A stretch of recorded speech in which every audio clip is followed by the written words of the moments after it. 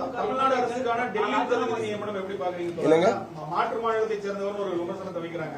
தமிழ்நாடு அரசுடைய டெல்லி பிரதிநிதி அதாவது முதல்ல ஊடகத்தில் பூரா அவர் கர்நாடகக்காரர்னு வந்தது. அப்புறம் அமைச்சர் நிர்மல்குமார் வந்து அவர் ஆந்திராக்காரர்னு சொல்லி சொன்னார். ஆனால் ஒரிஜினலாக முகவரி அவங்க கொடுத்துருக்கிறது என்பது கோட்டூர் புறத்தை கொடுத்துருக்காங்க. ஸோ டெல்லி பிரதிநிதியை பொறுத்த வரைக்கும் அவங்க முதலமைச்சர் சார்பில் அவர் டெல்லியில் அவர் வந்து பிரதிநிதித்துவப்படுத்துகிறார் என்பதுதான்.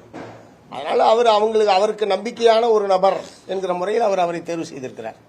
மற்றபடி அது முதலமைச்சருடைய தனிப்பட்ட அதிகாரம் தான். அந்த முறையில் அது வந்து பார்க்குறமே தவிர அதில் ஒன்றும் பெரிய கருத்து சொல்றதுக்கான இது இல்லை.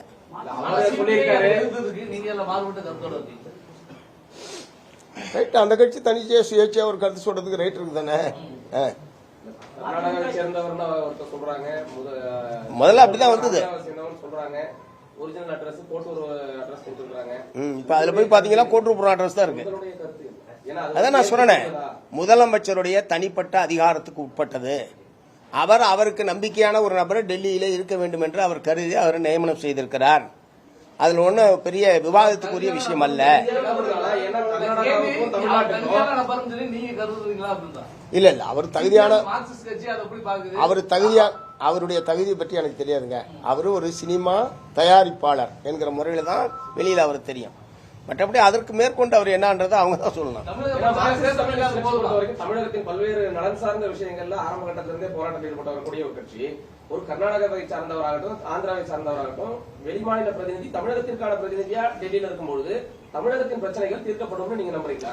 அவர் மூலமா எந்த பிரச்சனையும் தீர்க்கப்பட போறது இல்ல. அவர் மூலமா எந்த பிரச்சனையும் அங்க முன்வைக்க போறதும் இல்ல. இவ்வளவு நாள் ஏற்கனவே இருந்த டெல்லி பிரதிநிதிகள் எப்படி இருந்தாங்கன்னு உங்களுக்கே தெரியும். கோயம்புத்தூரை சார்ந்தவர் இருந்திருக்காரு, ஏற்கனவே தோழர் ஏகேஎஸ் விஜயன் திமுக ஆட்சி காலத்தில் இருந்திருக்காரு, எஸ்கேடி ஜக்கைன் இருந்திருக்காரு, நரசிம்மர் இருந்திருக்காரு. அவங்கெல்லாம் என்ன பிரச்சனை தீர்த்தாங்க, எதில் தலையிட்டாங்க?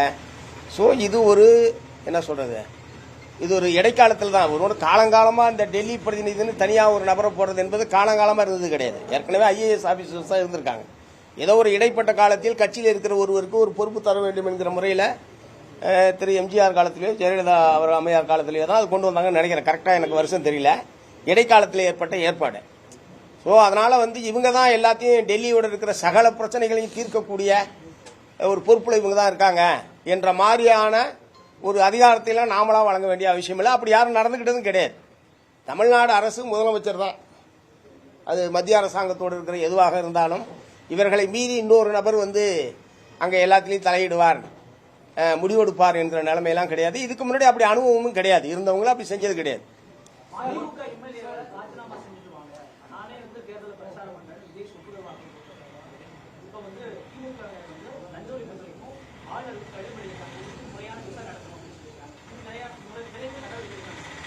இல்லையா, அடுத்த நாள் திரு வைகோ அவர்கள் அதை நான் அப்படி சொல்லன்னு சொல்லி மறுத்திருக்காரு. ஏன்னா அங்க என்ன ஊடக நண்பர்கள் தான், அங்க இருக்கிற ஊடக நண்பர்கள் அவங்கள்ட்ட தான் அது வெளியே வந்தது. மறுநாளே திரு வைகோ அவர்கள் அதை மறுத்திருக்காங்க. நான் அப்படி சொல்லவில்லை, தானே நேரம் இருந்தால் பிரச்சாரத்தை வருகிறேன் என்று சொன்னார் என்ற முறையில் திரு வைகோ அவர்கள் மறுத்திருக்கிற நிலையில் அதன் மீது இப்போது கருத்து சொல்றது பொருத்தமா இருக்கு. டாஸ்மாக் கொள்ளையில தொடர்ச்சியா 10 ரூபாயில கவனம் செலுத்துற அரசு தனியார் கல்லூரி பள்ளிகள்ல பல லட்சங்கள் வாங்கப்படுறது கண்டுக்கிறது இல்லைன்னு ஒரு குற்றச்சாட்டு. இல்ல, கல்வி கட்டணங்கள் சம்பந்தமாக வெளிப்படையாக அரசு தீர்மானித்திருக்கிற கட்டணங்கள் ஒவ்வொரு பள்ளி வாசலிலையும் வெளிப்படையாக வைக்க வேண்டும் என்கிற உத்தரவை இந்த அரசு தான் போட்டது.